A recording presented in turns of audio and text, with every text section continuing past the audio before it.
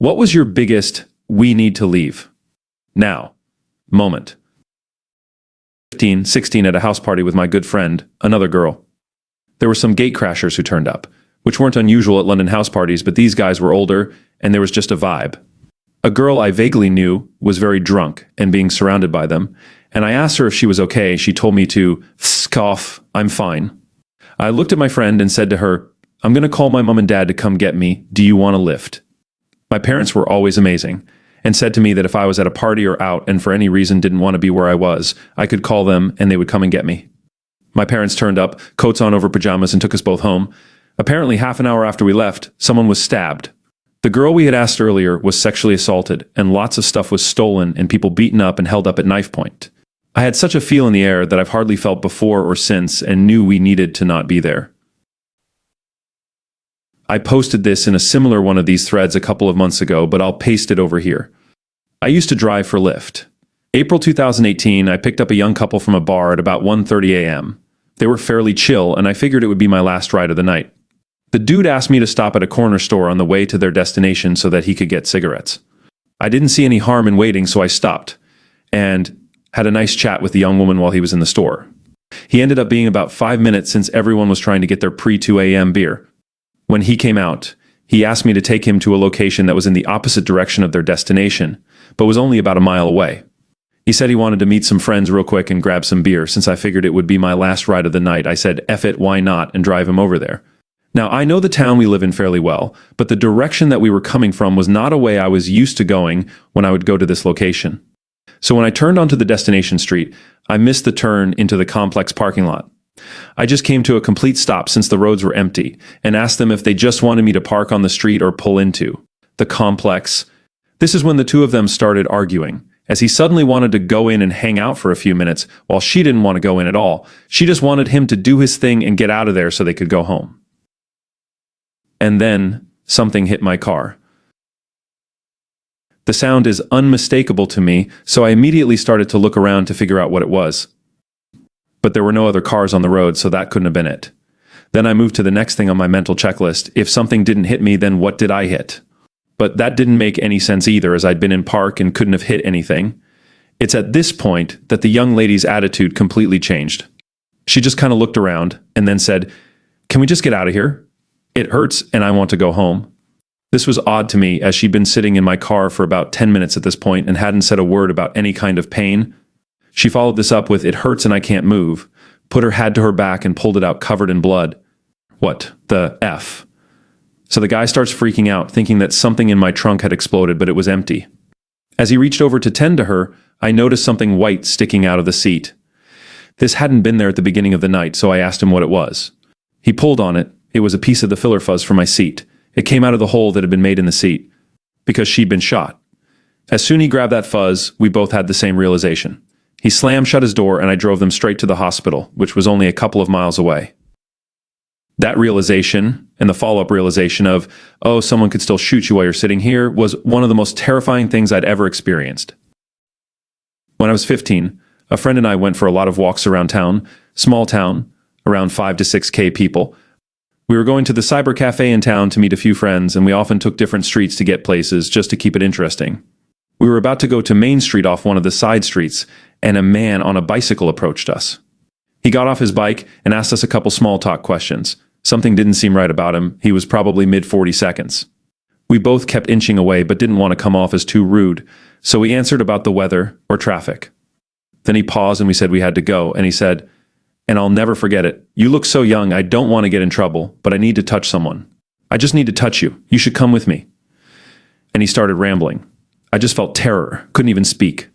I grabbed my friend's hand and turned. We sprinted the rest of the way to the cafe, and as soon as we were inside, we asked to use the phone. I called my mom to pick us up, while my friend told the worker what happened and what the guy looked like. A month later, I got my first cell phone. About 2 months ago, I'd stayed up past my usual bedtime, and as soon as I got in bed, I smelled something odd and was hearing some inconsistent banging and clattering from downstairs. I don't live in a great neighborhood, so none of this was unusual, but I got out of bed to check anyway and saw flames licking up the side of the building. Yelled at my wife to get out of bed and threw on some clothes, and we hightailed it out. Our building has a shared wall with the next, and that one had an apartment on the ground floor fully engulfed by the time we made it. Outside ended up condemning the whole building. I was the first one to call. Have been jerking myself awake in the night pretty consistently since then. I've wrote about this before. I was in a mall in Indonesia, and two tourists seemed to be having problems communicating with the cashier at a bookstore, so I helped translate. They wanted to buy me drinks to thank me, told them it's not necessary and I have to get back to my mom soon. They told me to meet them for dinner, told them I have to have dinner at home. They told me to sneak out and meet them after dinner. At this point, a bookstore staff noticed something was wrong and went up to question them. My sister and I dashed off while they were distracted, continued wandering around the mall, and realized they were following us. To see if we were just paranoid, we ducked into a lingerie store since we figured two men won't usually need to go lingerie shopping together. They followed us in, ran so quickly back to the jewelry store our mom was at. The store had intimidating security guards, and I guess that stopped those guys. I was 11, my sister was 10.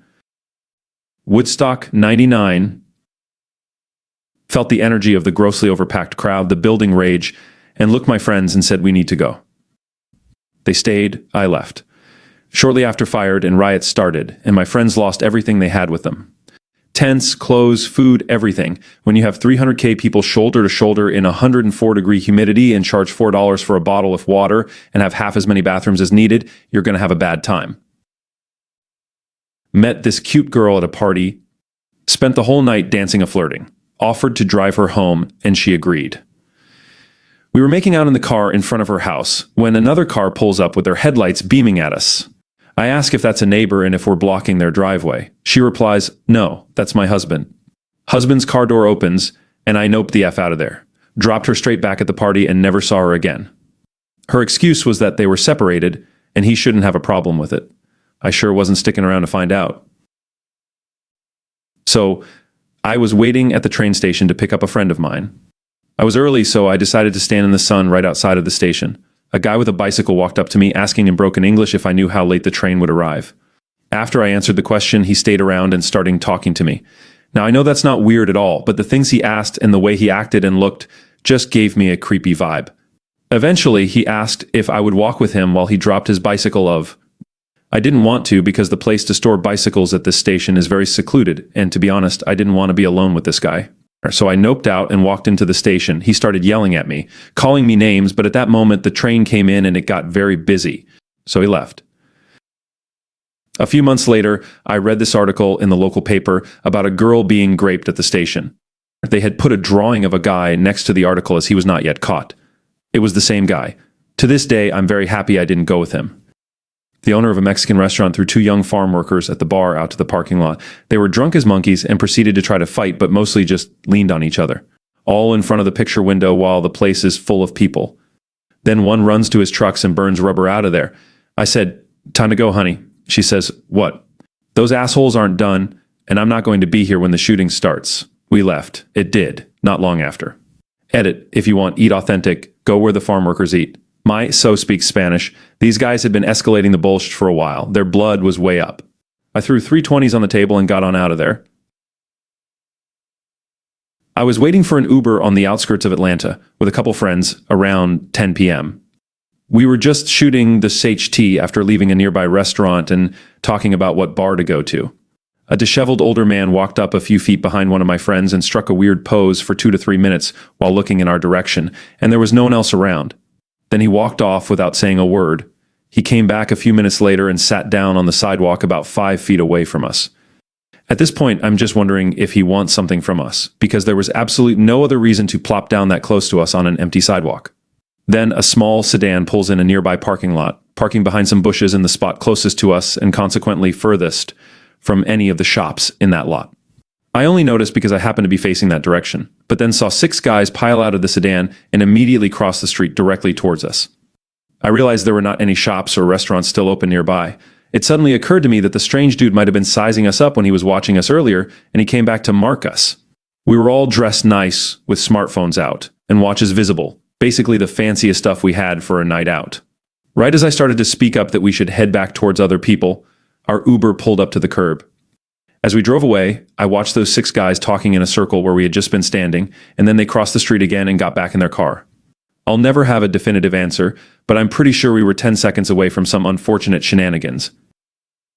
My friend invited me to a seminar Everyone were dressed in white shirt and black pant with black shoes. I was odd one out in here. For some weird reason, they were praising Founder as if he was some kind of god. When I went into the auditorium, they were showing how these 17-year-olds were earning Rs 200,000 in a month, which is heck of a lot in India, translated to about $3,500 with their own bikes, cars, and sh like that.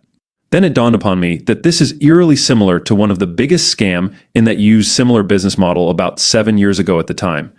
I really wanted to move out as soon as possible. My brainwashed friend was sitting a few rows behind me. All of those involved in this marketing were required to do so for weird reason. It was cringy at best and exploitative at worst. Never caught up with him ever since. That friend of mine wasn't really a bad person or anything. He didn't even force me to buy the product or anything. Maybe due to the fact that I studied in a different city. The product seemed really good from outside, but the method of selling really looked like one for MLM. There was another person in that group who was from my school, didn't know him in any way, who forced one of my family friend, went to same school to buy that product. He then resorted to swearing and abused her online for not buying the product. I'm not sure if it is a full-fledged MLM because the participants weren't forced to buy product in bulk. Probably because all of them were students. I don't recall the name of the company, so IDK, how is that company still doing? A friend and I were exploring an abandoned hospital, and the way it was set out was via a bunch of joined buildings. All the windows and doors were boarded up, aside from one place where we could squeeze in past a loose board, and the layout meant that once we were in through there, we had access to pretty much the entire main building. Obviously, it was darker than dark in there, and we have to remember which wing we'd come in from. We had flashlights, so it wasn't too bad, but then we got to this room where there was a lot of cool stuff left behind beds, filing cabinets, etc. And we wanted to take pictures, so we turned the flashlights off so we could use the flash on the camera. We did this for 10 minutes or so, only seeing the room in the bright flash from the camera. Everything was cool, and then we both slowly became aware of noises. Usually an abandoned building is pretty quiet apart from water dripping and wind doing weird things, but we could hear floors creaking, doors creaking. The occasional scrape or crash of metal against floor, basically it sounded like someone was blundering around in the dark. Now, the layout means that in order to get back to where we came in, we have to walk back towards the noise. There's only one route. We're getting freaked out, so we start moving back through the rooms, stopping to listen all the while. Finally, we get to the side hall that we came in from, and we bolt to the door at the end, finally risking turning the flashlights on and making noise. It's the wrong effing door. We stand there, listening to the footsteps get closer. We're frozen, standing in the dark, totally cornered. If whoever or whatever is making that noise comes down this short hall, we're theft. We wait and listen, holding our breaths. The scraping and shuffling approaches, slowly comes past, and then fades. We wait a bit, and then creep out of the hall and into the main building again. Carefully, we move one hall over, where we can see a sliver of light from the loose board. We quietly make our way towards it. Then we hear an almighty scrape and bang behind us, as though someone tipped over one of the huge metal filing cabinets. I mean, it was loud. I yell, "Time to go," and we sprint for the door, and there are clear footsteps right behind us. We launch ourselves through the loose board and down the overgrown path before taking a quick look back. We can't see anything through the small gap, but we do not stick around to see if that changes. My friend and I, both females, met up our first time back home from college. It was a surprisingly nice day outside in the middle of winter, so we decided to get lunch and eat outside. We found a park that had no one there, and were sitting at a picnic table catching up when I see a scruffy-looking guy in a large work van with no rear windows pull into the parking lot. I didn't pay a whole lot of attention to him at first, but I noticed he was moving around the outside of the van for a bit, and he kept looking our way. He finally walked down the sidewalk toward us and passed by our picnic table and walked around the back side of the restroom building to look down the hill on the other side of it, very obviously casing out the place. He walked back to his van, and me and my friend were discussing what we were going to do while I watched him open up the back of the van and start digging around it. He made a call on his cell phone, and a few minutes later, another male pulled up in a different car. He got out and started talking to the first guy, who not very discreetly pointed our direction. They immediately started walking toward us, and my friend and I scooped what was left of lunch and fast walked out of the place, while keeping an eye on them. One of the times in my life, I could literally feel the hair on the back of my neck standing on end. It could have been nothing, but even now I feel pretty certain that they had something planned, and I am glad we left. I was on a date with a girl hiking a trail system that I knew like the back of my hand. Something felt weird, but I shook it. We went in around sunset. We were going to swim in one of the deep pools in the creek. Maybe 2 miles into the trail I get the feeling again, and she's talking her head off, but I was just listening to everything around me. I told her to stop talking, and she looked at me very concerned. I just put my finger to my lips and listened. I heard something familiar, but I couldn't place it. We never stopped walking. We came to the arroyo just before the creek pool, and I heard it again. By this time I knew. I told her we were going to walk to the clearing where the arroyo was at and turn around. She told me she heard something weird. As we came to the clearing, we stood there like statues, dead silent. Her nails cut my arm from gripping it so hard. Then around 15 feet from us, the biggest mountain lion I've ever seen crossed the clearing with 2 of its young. She looked at us, and as our eyes met, my soul left my body, and I felt her grip tighten around my arm even tighter. She stopped, and so did her babies. I'm guessing she sized us up, and then just kept going. The babies kept turning around looking at us, but ultimately they just slowly crossed the top of the hill, and that was that. We turned around and told everyone we saw on the way in that there was 3 mountain lions on the trail. They all turned around and left. That was the first time I was ever scared out in nature. I didn't have a handgun on me. I had been there 100 times. She told me the sound she heard was a deep purring, and that was what I kept hearing also. I just hadn't put it together. I'm 19, F, on a Greek island last May with my cousin, 22, F, as a part of a trip. We like to go on aimless walks out of the towns we stayed in to see what was around. On our way back from one of these walks, we were on a long, narrow road that dropped off on each side to beaches. A small green car passes by us in the same direction we're walking and stops 50 to 100 yards in front of us, just sitting on the road. We say maybe they're just taking in the view. We continue to walk, and when we finally get to the car, the passenger, our side window is down, and the man is staring at us through the mirror. As soon as we pass, the car pulls forward past us again.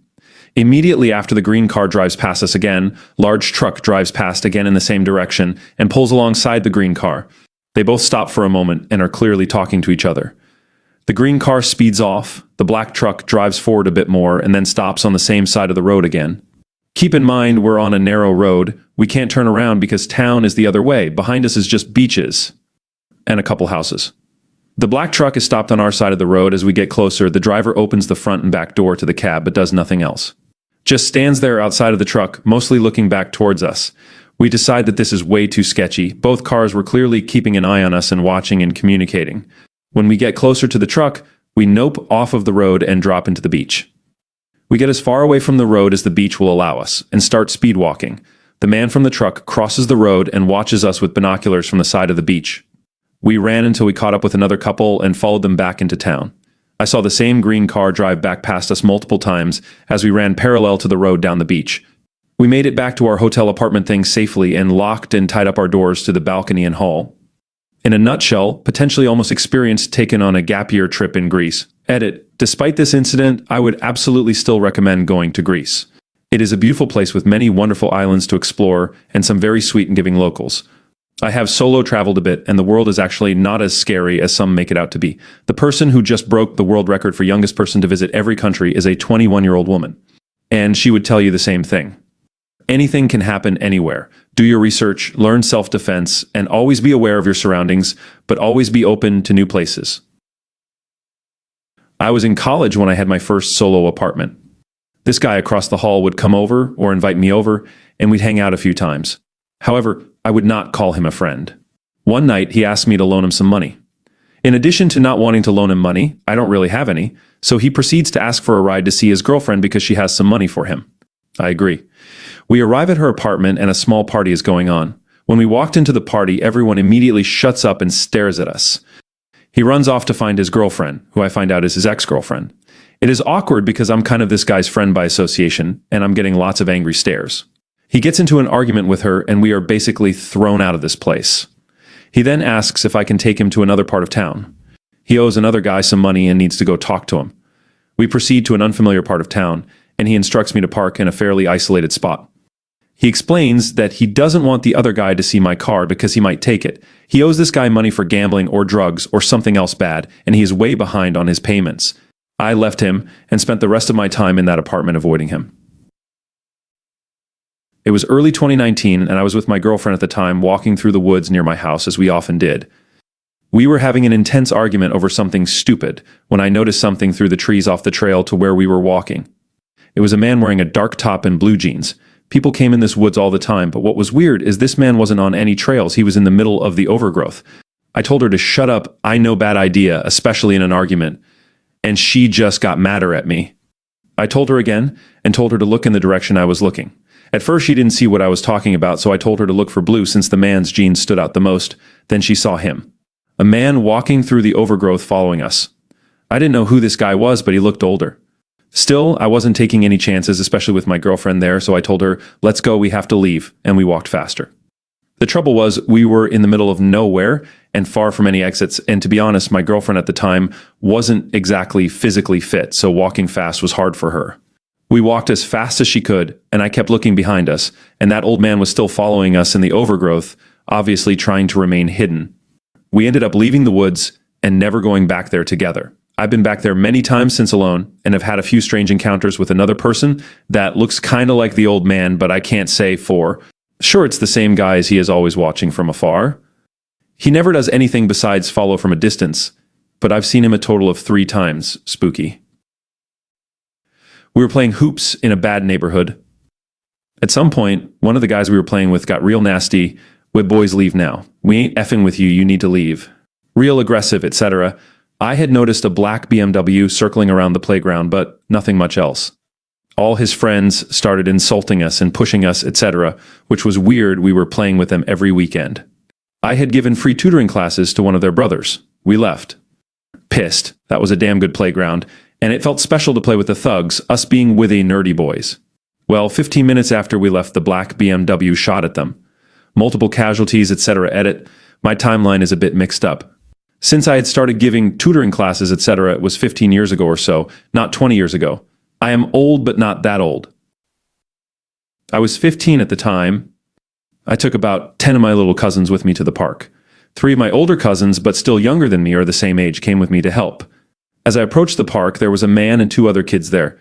He came up to me and started talking to me. I tried to give him the hint that I didn't want to talk, but he kept going. I asked him, "Oh, did you bring your kids with you?" He nodded and kept talking. Then asked me weird questions like, "Are you married? Are those your kids? How old are you?" I lied about my name and age and tried to walk away. Then he said, "I like you want to sit with me and talk." I said I had something important to tell my family first and I'd join him after.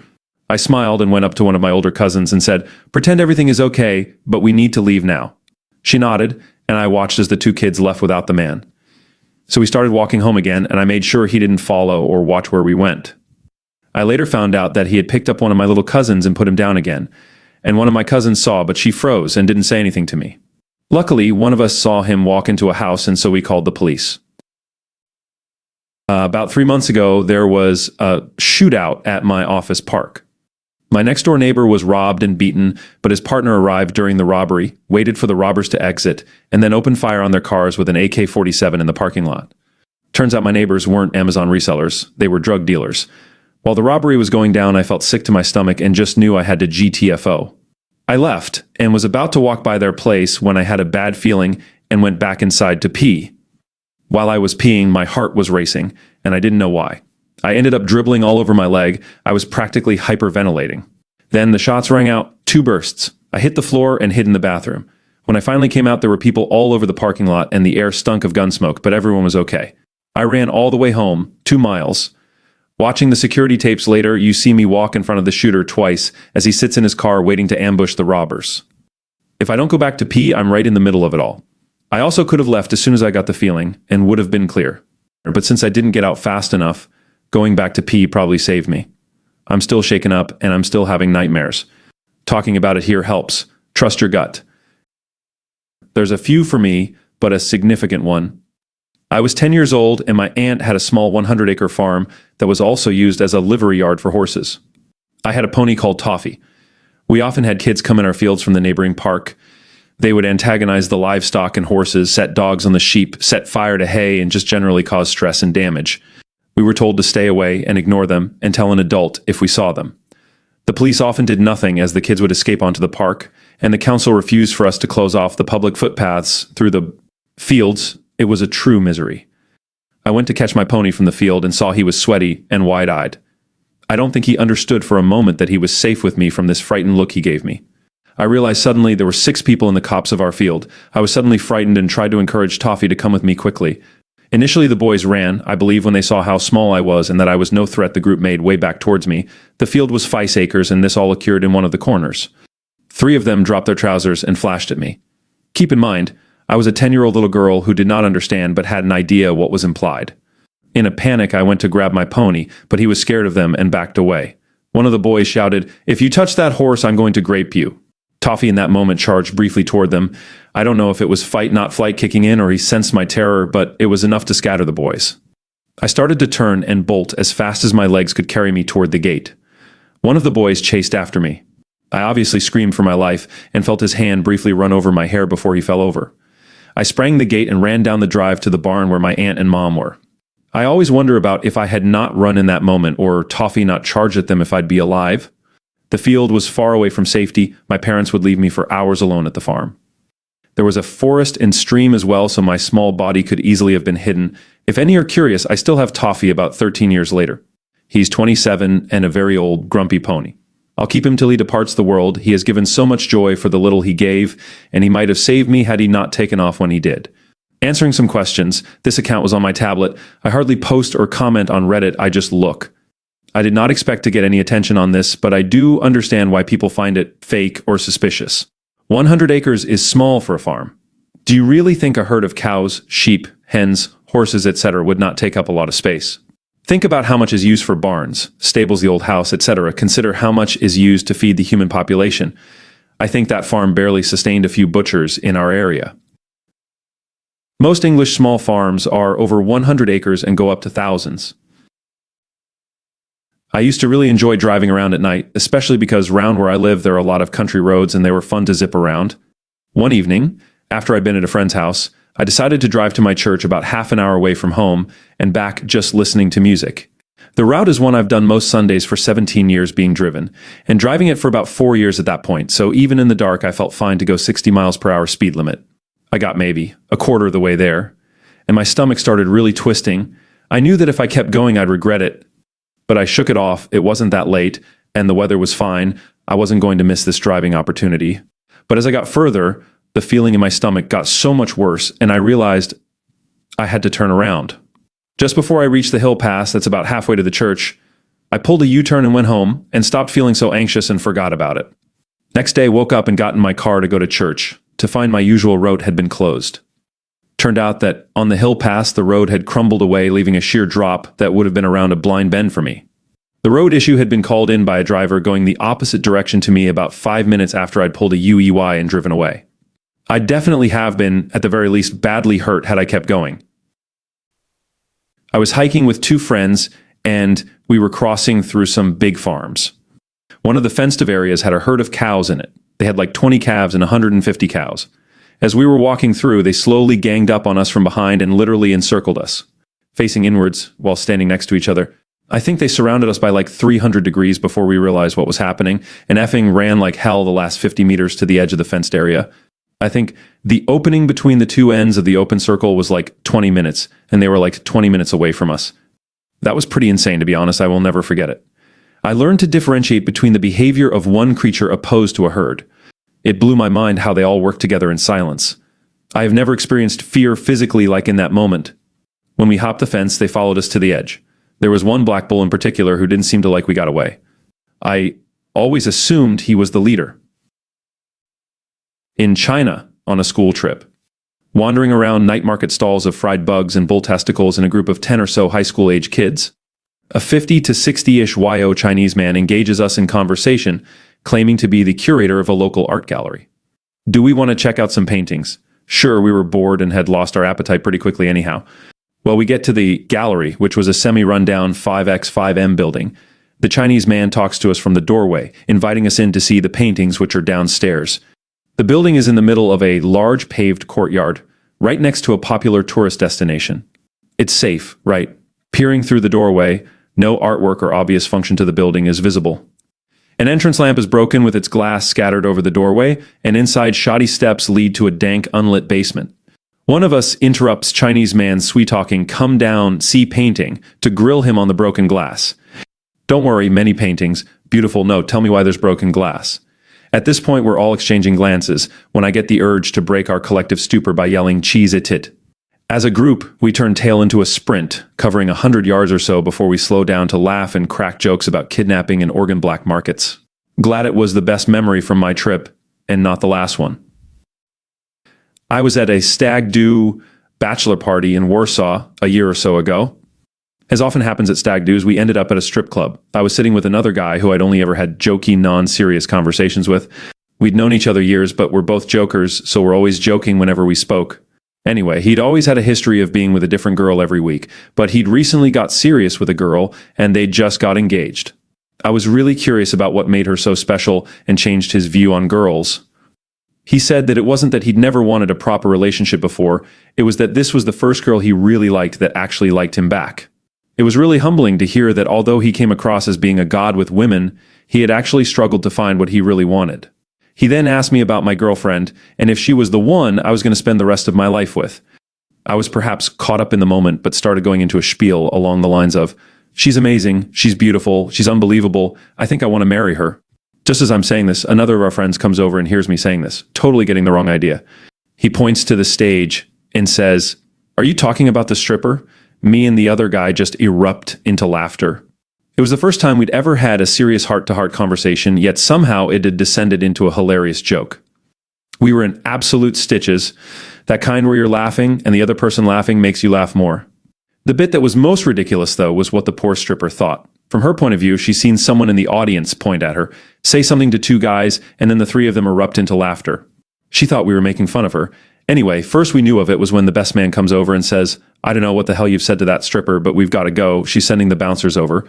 We thought he was joking, but he made us go. We figured out later what had happened. This happened in the late 90s. I was around 16, cruising around with a friend in his Jeep. We stopped at a gas station to get some smokes, and we start talking to these two girls our age in the store. They invite us to a lock-in for their youth group at the YMCA, but we have to attend some youth group meeting first. Neither my friend or I are religious, but these girls are cute, so we accept. We run home to grab some things to keep us occupied for the lock-in and drive up to the church.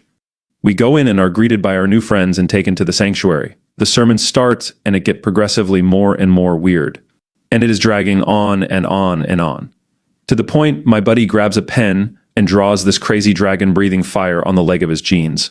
Anyway, I notice that the doors have large older men standing beside them blocking them.